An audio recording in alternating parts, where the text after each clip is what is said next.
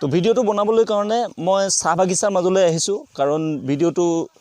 কথাখিনি চাহ বাগিচাৰ লগত জড়িত হৈ আছে যেহেতু সেইটো কাৰণে মই চাহ বাগিচাৰ মাজলৈ আহিছোঁ আৰু কথাখিনি কোৱাৰ আগত মোৰ ধৈৰ্য সীমা পাৰ হৈ গৈছে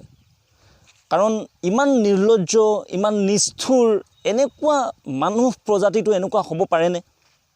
আৰু কিয় মই এই কথাষাৰ কৈছোঁ আপোনালোকৰ নিশ্চয় বহুত খং উঠিব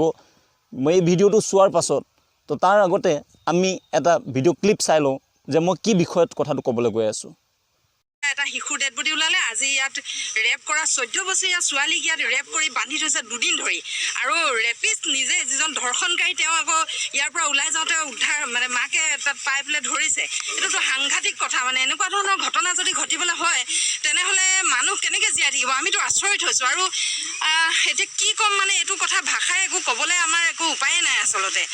ইমান ডাঙৰ ঘটনা হৈ যাব পাৰিছে দুদিন ধৰি হাত ভৰি বান্ধি আৰু এইটো আজিহে ইয়াত পাইছে হয় নহয় তাৰমানে পৰহিৰ পৰা তাইক বান্ধি থৈছে এই ঠাণ্ডাত ইমান ঠাণ্ডাত হাত ভৰি বন্ধা অৱস্থাত আৰু এইটো আজি ওলাই গৈছে ইয়াৰ পৰা তাৰমানে ইহঁতি গৈ ঘৰত থাকিছে আকৌ আহি ৰেপ কৰিছে ইয়াকতো এনেকুৱা মানুহকতো ডাইৰেক্ট ফাঁচি দিব লাগে তাতকৈ বেলেগ একো কথা আপোনালোকে ভিডিওটো চাই পেলাই ক্লিপটো চাই পেলাই এতিয়া কি ক'ব মানে কি বুলি ভাবিব আপোনালোকে নিজেই ভাবকচোন এবাৰ এজনী 14 বছৰীয়া ছোৱালীক তিনিজন নৰফিকাছ মই নৰফিকাছ মানে কি শব্দ উচ্চাৰণ কৰি মই ভাবি পোৱা নাই সিহঁতৰ কাৰণে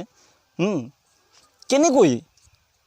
দুদিন ধৰি পেলাই এজনী ছোৱালীক এনেকৈ বান্ধি মেলি কেনেকৈ কৰিব পাৰে মানে কি এইবিলাক মানুহ নে কি হয় আৰু এই মই কি ক'ম মানে ভাবি পোৱা নাই ঠিক আছে না আৰু এনেকুৱা মানুহ প্ৰজাতিৰ যিবিলাক মানে নিকৃষ্ট মানুহ আছে এইবিলাকক কি শাস্তি দিব লাগে কেনেকুৱা শাস্তি দিব লাগে আপোনালোকে নিজে ভাবকচোন কি শাস্তি দিব লাগে মোৰ মতেতো ইহঁতক ৰাজহুৱাভাৱে আনি পেলাই মানে ৰাজহুৱা মানুহৰ চকুৰ আগত আনি পেলাই ইহঁতক গুলি কৰি পেলাই গুলিয়াই দিব লাগে মোৰ মতে ঠিক আছে না কাৰণ আজি এটা দুটা নহয় এনেকুৱা ধৰণৰ বহুত ঘটনা আমি দেখি আছোঁ শুনি আছোঁ পুলিচে এৰেষ্ট কৰে কাৰোবাক কোনোবা পলাই যায় কাৰোবাক এৰেষ্ট কৰে এৰেষ্ট কৰাৰ পাছত আকৌ কেইদিনমানৰ পাছত ওলাই আহি পেলাই আকৌ একেটা কাণ্ড কৰে কি মানে এইবিলাক এতিয়া বাল্য বিবাহৰ ক্ষেত্ৰত এনেকুৱা এটা বৃহৎ অভিযান চলি থকাৰ মাজতো হাজাৰ হাজাৰ স্বামীক বাল্য বিবাহৰ কাৰণে পুলিচে ধৰি নি পেলাই গ্ৰেপ্তাৰ কৰা সময়তে এনেকুৱা এটা নিৰ্লজ্জ ঘটনা এনেকুৱা এটা নিৰ্লজ্জ কাণ্ড কেনেকৈ সংঘটিত হ'ব পাৰিছে আৰু যিখিনি জেগাত আপোনাৰ কাণ্ডটো ঘটিছে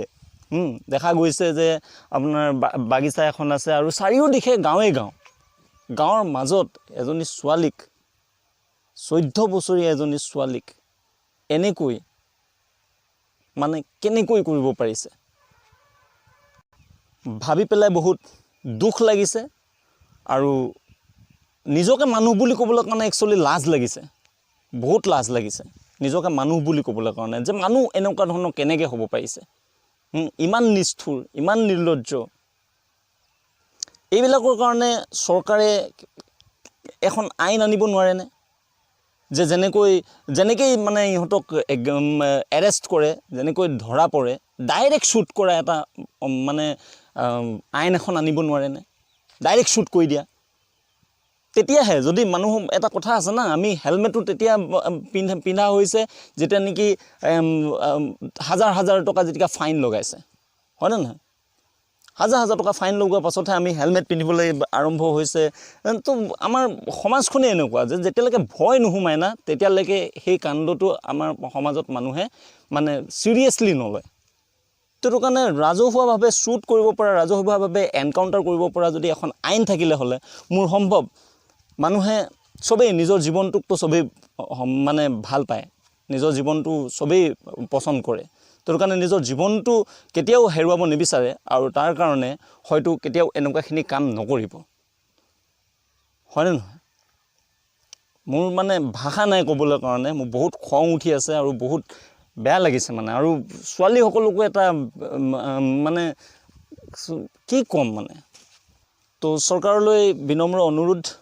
যে এনেকুৱা ঘটনা সংঘটিত কৰা মানুহক কেতিয়াও জীয়াই থকাৰ অধিকাৰ নাই আৰু ইহঁতি জীয়াই থাকিলে বুলিলে আজি যিটো ঘটনা ঘটাইছে কালিলৈ ওলাই আহি আকৌ ঘটনা ঘটাব তো গতিকে ইহঁতক ডাইৰেক্ট ফাঁচীৰ ব্যৱস্থা কৰক নহ'লে এনকাউণ্টাৰ কৰি পেলাই গুলিয়াই দিয়ক চ' আজিলৈ ইমানতে ভিডিঅ'টো সামৰিছোঁ আপোনালোকে ভিডিঅ'টো চাই কেনেকুৱা পালে আপোনালোকৰো মতামত জনাব বুলি আশা ৰাখিছোঁ চ' আজিলৈ thank you so' much bye bye